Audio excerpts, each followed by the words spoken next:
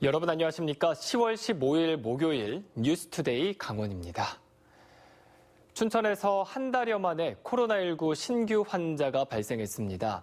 춘천시에 따르면 어제 저녁 사업차 춘천을 방문 중이던 30대 A씨가 코로나19 양성 판정을 받았습니다. 서울시 광진구에 거주하는 A씨는 화요일인 지난 13일 오후 4시 사업차 춘천을 방문했고 코로나19의 증상을 느껴 어제 강원대학교 병원 선별진료소에서 진단 검사를 받고 확진됐습니다. 감염 경로는 현재 확인되지 않았고 역학조사가 진행되고 있습니다. A씨는 강원도 232번, 춘천 31번 환자로 분류되고 있습니다. 국립공원 구역을 조정하는 계획 변경안이 공개된 가운데 고성과 인제, 태백 지역의 일부가 편입될 것으로 알려졌습니다. 새로 공원구역에 편입될 지역 지자체와 주민들은 개발이 제한되는 만큼 반대하고 있습니다. 배연환 기자가 보도합니다. 환경부가 10년 만에 제3차 국립공원 계획 변경안을 내놨습니다. 주변의 식생과 풍광 등을 고려해 보존이 필요한 곳은 공원구역에 편입시키고 그렇지 않으면 해제하는 것이 주 내용입니다. 전국 22개 국립공원을 놓고 보면 105.5제곱킬로미터가 편입되는 반면 해제 면적은 2제곱킬로미터에 불과합니다. 속초와 고성, 양양, 인제에 걸쳐 있는 설악산 국립공원의 경우 고성 간성읍 흘리와 토성면 도원리 88만여 제곱미터, 인제읍 귀둔리와 기린면 진동리 등 162만여 제곱미터가 새로 편입됩니다. 속초 지역 11만 제곱미터는 빠집니다. 태백산 국립공원도 121만 제곱미터 면적의 부지 편입 계획이 확인됐습니다. 편입 지역 주민들은 당장 개발이 제한되고 재산권이 침해된다는 이유로 거세게 반발하고 있습니다. 재산권 침해도 마찬가지로 있을 뿐만 아니라 임산물 채취해도 그렇고 또 사람들이 그 산에 올라가서 마음대로 올라갈 수 있는 것도 아니기 때문에 국립공원 반대에 끝까지 좀 투쟁을 할 겁니다. 고성과 인제 지역 주민들이 국립공원 계획 변경에 대해 반대 의사를 분명히 밝힌 가운데 환경부가 이를 수용할지는 여전히 미지수인 상태입니다. 환경부는 현재 국립공원 계획 변경안에 대해 주민 공람을 실시하고 주민 설명회를 열고 있습니다. 반대 의견을 어느 정도까지 수용할지가 관건입니다. 공청회 때 주민들 의견이나 이런 부분들에 대해서 저희가 또 추가적으로 검토하는 과정이 좀 있고요. 검토해서 반영할 수 있는 부분은 반영해서 공원계획안이 좀 변경이 되겠죠. 저희가 당초 공개한 것보다. 국립공원 계획 변경안은 지자체 의견 청취, 산림청 협의, 국립공원위원회 심의 의결 등을 거쳐 연말까지 확정될 것으로 예상됩니다. MBC 뉴스 배연환입니다. 국방개혁 2.0으로 접경지역의 경제가 위축되고 있는 가운데 평화지역 맞춤 일자리 창출 사업인 네일센터가 처음으로 문을 열었습니다. 지난 7월부터 사전 프로그램이 시행돼 청년 셰프와 돌봄 전문 인력을 양성하고 있는데 일자리 거점 역할을 제대로 수행할 수 있을지 주목되고 있습니다. 박민기 기자가 다녀왔습니다. 지난달부터 고등학교 급식소에서 조리사로 일하는 문자영 씨. 경력 단절로 일자리를 찾지 못한 문 씨는 양구 네일센터에서 희망을 발견했습니다. 네일센터를 통해 조리사 교육과정과 학원을 알선받아 자격증을 따고 취업 기회를 얻은 것입니다. 하지만 접경지역 경력 단절 여성이나 청년들은 상대적으로 취업 교육이나 비용 때문에 스스로 안정된 일자리를 찾기가 쉽지 않습니다. 경제적인 부분이 또 그렇고 서울까지 가다 보면 이제 교통서부터 시간적인 분도 더 많이 투자를 해야 되잖아요. 그러니까 엄두를 못 냈던 건 있죠. 특히 인구수가 2만 3천여 명에 불과한 양구군은 경제 규모가 작다 보니 기업은 인력난을, 구직자는 취업난을 겪는 악순환이 반복되고 있습니다. 사정이 이렇다 보니 양구군 인구 분포는 주민등록을 옮긴 군장벽에 힘입어 20대가 3천 명을 넘어 가장 많지만 일시적일 뿐 30대 이후에는 급격하게 인구가 줄어들고 있습니다. 이러한 한계를 극복하기 위해 양구군은 국방개혁 대비 평화지역 내일 설계 프로젝트를 시행합니다. 여성회관 일부를 리모델링해 마련한 취업 상담실과 교육장 등을 갖춘 네일센터가 평화지역 일자리 거점 역할을 수행합니다. 구직 구인 하시는 분들을 잘 연결을 시키고 저희가 이제 그거에 맞는 교육 활동들을 좀 프로그램을 좀 가동을 하고 해서 이제 차츰 그 양구 지역 경제 이제 활성화가 좀 활력이 좀 될 수 있게끔. 지난 7월 사전 프로그램을 통해 청년 셰프 6명과 돌봄 전문 인력 8명을 양성해 취업의 길을 열어줬습니다. 미취업자와 청년, 경력 단절 여성, 군인 가족의 취업을 지원하는 네일센터가 적경지역 경제 활성화의 단초가 될지 주목됩니다. MBC 뉴스 박민기입니다. 지난 13일 춘천의 한 오피스텔 공사 현장에서 철제 자재들이 노동자 3명을 덮쳐 2명이 숨지고 1명이 다쳤는데요.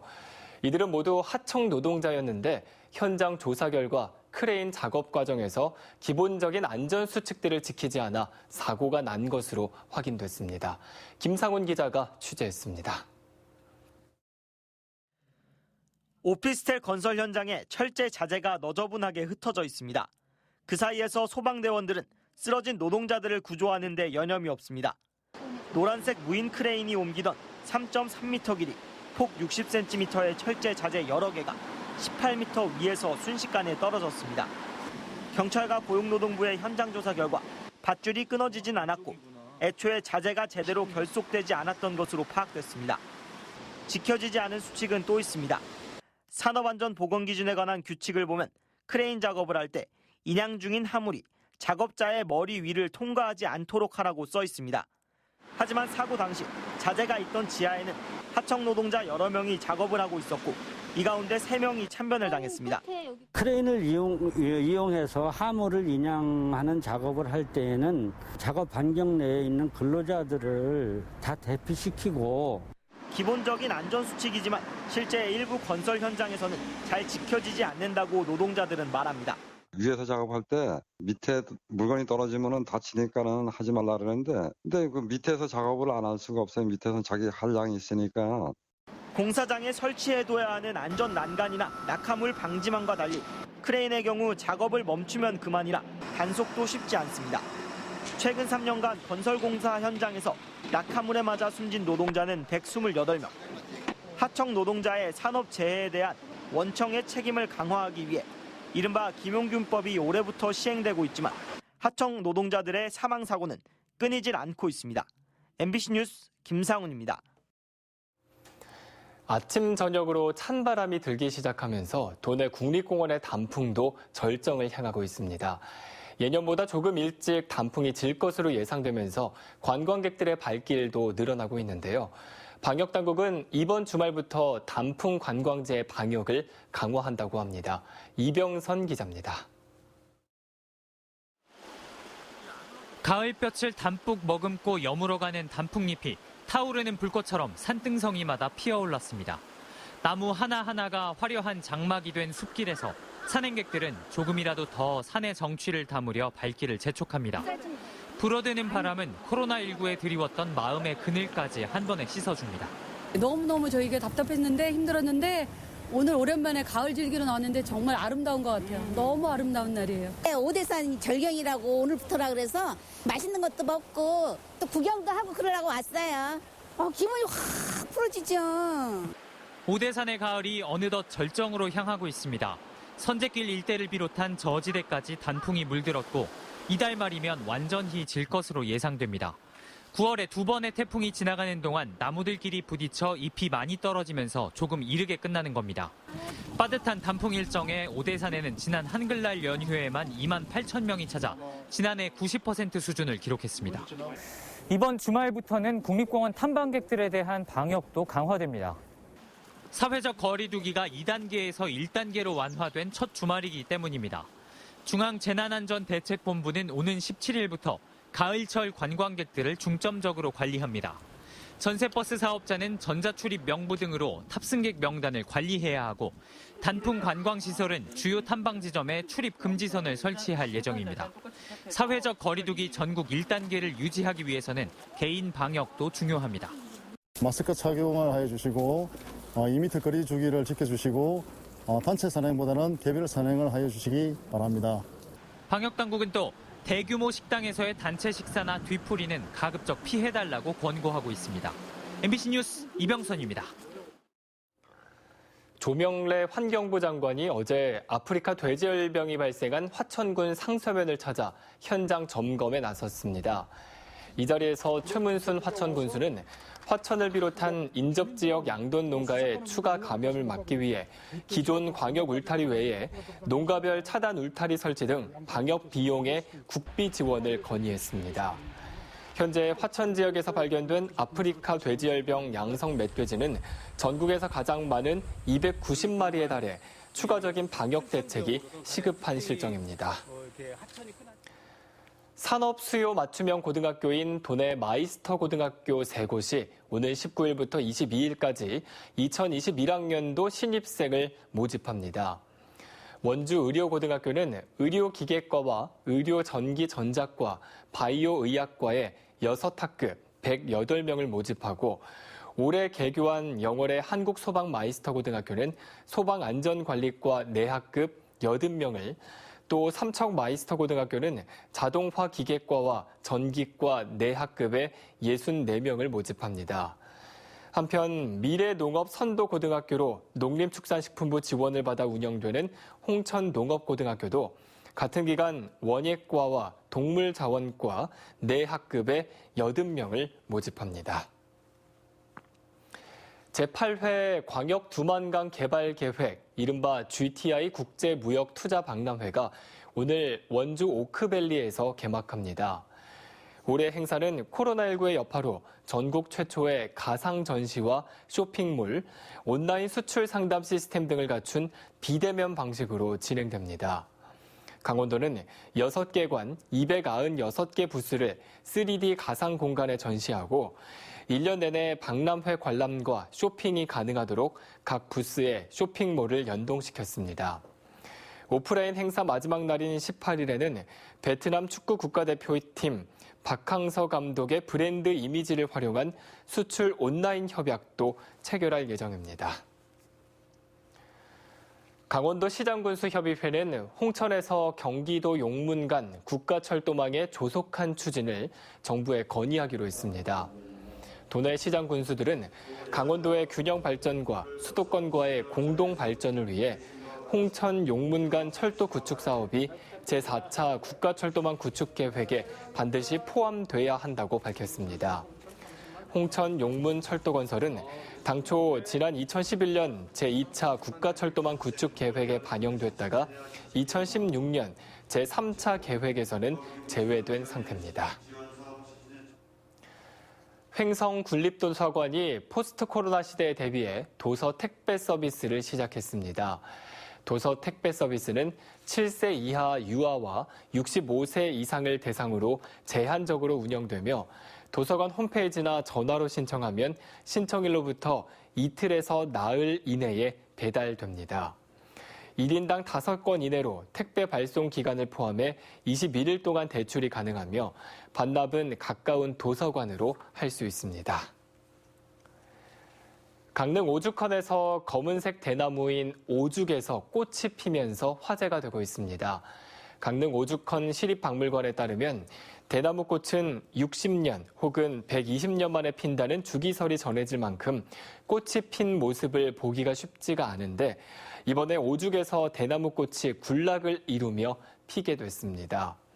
오죽은 일반 대나무와는 달리 줄기 빛깔이 검은색을 띠며 대나무에 꽃이 피면 상사로운 징조로 여겨지고 있습니다.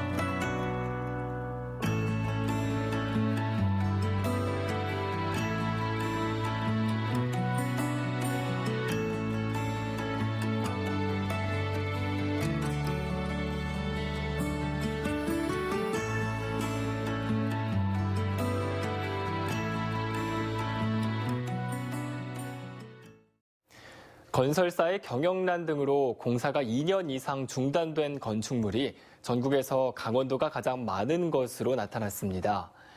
김교흥 국회의원의 국정감사 자료에 따르면 작년 말 기준으로 공사가 중단돼 방치된 건물은 강원 46곳 등 전국 322곳으로 파악됐습니다.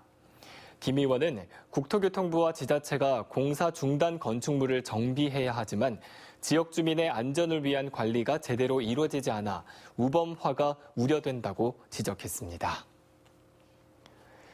올해 강원경찰이 잃어버린 수갑 분실 건수가 15건에 달해 전국에서 가장 많은 것으로 나타났습니다. 경찰청이 국회에 제출한 자료에 따르면 강원지방경찰청은 올해 8월까지 수갑 분실이 15건 접수돼 올해 전국 수갑 분실 건수 57건 가운데 26%를 차지했습니다. 수갑은 경찰이 용의자를 검거할 때 사용하는 것으로 전자충격기나 경찰봉 등 다른 장비와 달리 개인이 관리, 운용할 수 있게 돼 있습니다. 속초 청초호 유원지에 국화가 전시됩니다. 속초시는 1억 원의 사업비를 들여 청초호 유원지 분수광장에 인공화단을 조성해 꽃묘장에서 생산한 10만 포기의 국화를 심었고 경관 조명과 포토존도 만들었습니다. 한편 국화 전시를 앞두고 심어둔 국화를 뽑아가는 일이 생겨 속초시가 복구 작업을 벌이고 있는 형편입니다. 춘천영화제가 오늘부터 일요일까지 나흘 동안 메가박스 남춘천점에서 펼쳐집니다. 올해 영화제는 공상과학인 SF와 안전한 미래지향을 주제로 진행될 예정입니다. 상영작은 모두 101편으로 메가박스에서 거리르기를 통해 상영이 가능하며 온라인 플랫폼인 웨이브를 통해서도 오는 22일까지 영화를 관람할 수 있습니다. 개막식은 오늘 오후 7시 반부터 메가박스 남춘천점에서 열리고 춘천 MBC 유튜브 채널로도 생중계됩니다. 정부가 특수고용직과 프리랜서를 대상으로 시행하는 2차 긴급고용안전지원금 신청이 도내 7개 고용센터에서도 시작됐습니다. 춘천 고용센터에 따르면 2차 긴급고용안정지원금은 오는 23일까지 온라인 신청을 받고 있으며 19일부터는 방문 신청도 가능합니다. 지원 대상은 1차 긴급고용안정지원금을 받지 않은 특수고용직과 프리랜서 중 코로나19 재확산 등으로 소득이 일정 수준 이상 감소한 사람입니다. 이상으로 뉴스투데이 강원을 마칩니다. 시청해주신 여러분 고맙습니다.